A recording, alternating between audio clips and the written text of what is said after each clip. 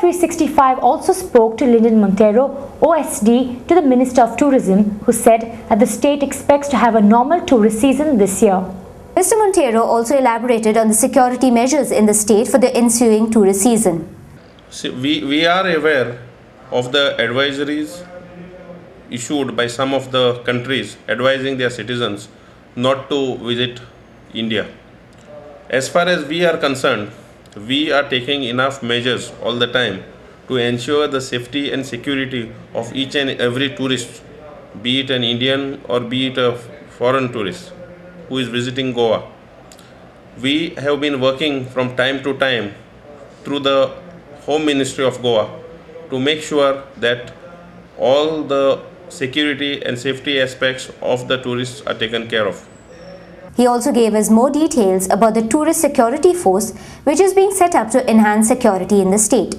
Personnel from the Tourism Security Force would comprise of mostly of ex-servicemen who would be deployed at sensitive tourist spots. They would be working together with the tourism police and the other police personnel in making sure or rather taking care of the safety and security of the tourists. Mr. Montero also elaborated on the areas where the Tourist Security Force will be deployed. Tourism Security Force would cover the entire coastal stretch of Goa as well as the other sensitive tourism spots. We have so many heritage spots like the Old Goa. We have so many temples that are frequented by the tourists. We have so many waterfalls. We have so many other places of touristic importance where both the local as well as domestic tourist flocks. So these are the places where the Tourism Security Force personnel are going to be deployed.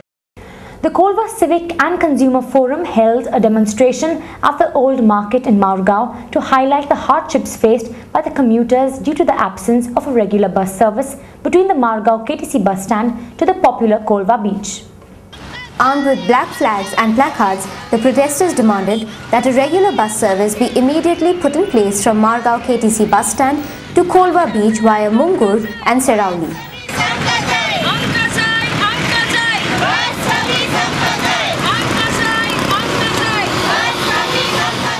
Speaking to Goa 365, Judith Almeida, Secretary of the Kolva Civic and Consumer Forum, aired the grievances of the villagers.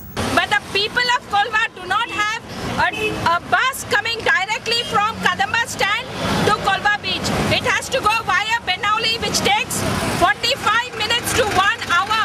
And why should we have to, consumers have to suffer such difficulties and waste of time in travelling when there can be direct buses which can take all the people who are along this route have to depend on taxis. The taxis have 8 to 10 people in that taxis, each sitting on one another's lap, and it is such a difficult time for our poor old people. Our children who go to schools have to pay a full fare by this taxi when the government has said that they have given half the rate for students to travel. It may be recalled that regular buses weren't plying on this road due to the low height clearance of the old Mungur railway bridge. With the construction of a new railway bridge, this problem no more exists. However, no action has been initiated as yet to start a regular bus service between the KTC bus stand and the Kolva beach via Serauli and Mungur. A truck full of commodities contributed by the people across the state towards the BJP's Bihar Relief Fund left for Bihar recently. Speaking to Goa 365, Mr. Govind Parvatkar, spokesperson of the state BJP unit, appealed to the people of the state to continue donating monetarily to the fund. As far as the funds collection is concerned, by now we have collected about 9 lakh rupees and we have already sent 6.5, and remaining balance is in the local account. And we still appeal to the people of Goa. The fund is required. And we hope by 30th, even though we have closed the collecting clothes, but we are collecting funds. We will collect it by 30th, up to 30th.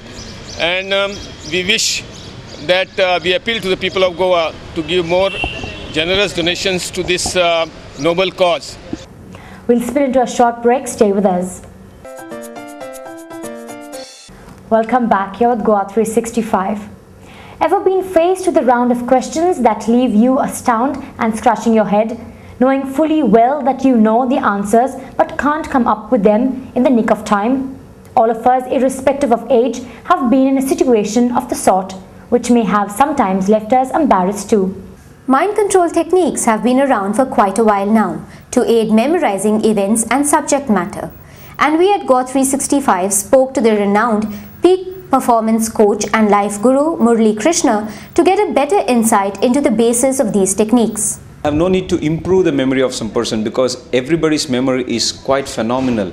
It's just that we got to learn how to utilize the memory which already is there, how to stack the things in a proper way, in a sequential order.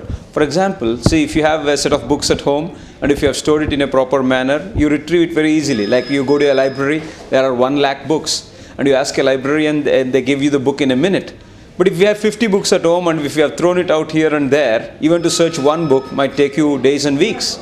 So it's just about organizing it in our mind, just like the way we do outside. See, techniques you can find in a book, you can find it on the internet. Not at all that necessary that you have to come for this program to learn the technique. Application of the techniques that is there into our daily lives, and that's more important rather than the technique. Mr. Krishna further said that one need not practice the technique every day. As you are studying, as you are learning, you know, if you are applying that, that's more than enough. It's more of application rather than a separate practice like they practice meditation. It's not like that. It's not like they practice yoga. But everything they do, it becomes a part and parcel of it. So utilizing it, like when you're reading a newspaper, you're using the technique all by itself. It's not like you have to separately practice it something. So it becomes a part of your daily learning process. We also asked Mr. Krishna whether the technique propagated by him could be beneficial to those with mind-related disorders such as Alzheimer's disease. Moreover than the people who are having disorders, it can be certainly helpful not just in terms of memory, but they become extremely enthusiastic, they start loving their life, they'll start celebrating, they start feeling younger, they have more vibrant health when they attend this program, their attitude shifts. So in that way, it's a phenomenal one. Mr. Krishna told us that about 65,000 people in Goa had attended his seminars over the years, and more than 6,000 people had attended his 4-day training programs in Goa. We spoke to some participants who had come to attend a recently held seminar in Panjim. This is the first time I am attending this program. The idea is that I work with children, I work with the youngsters, etc. So I wanted to just know what he has to tell about it. And learning sort of interests me. So I said, let me come and just listen to him, what he has to say. I'd come for this course in the month of April. I used to not remember much before, but when I came back, when I had come for this course, it helped me make my notes much easier and how I, get to improve myself. As not only learning the notes, my studies, but also as a person. In fact, they were not knowing about the scientific way to study, to memorize, and so that. What happens in the examinations are sometimes they wanted to express some ideas to be in writing, but so happens that they are going off the track in the examination, so usually comes down to the mark in the examination. So I think Mr. Murali Krishna's course will be very much helpful to them to study effectively and also memorize what they have studied and translate it into the examination on the examination paper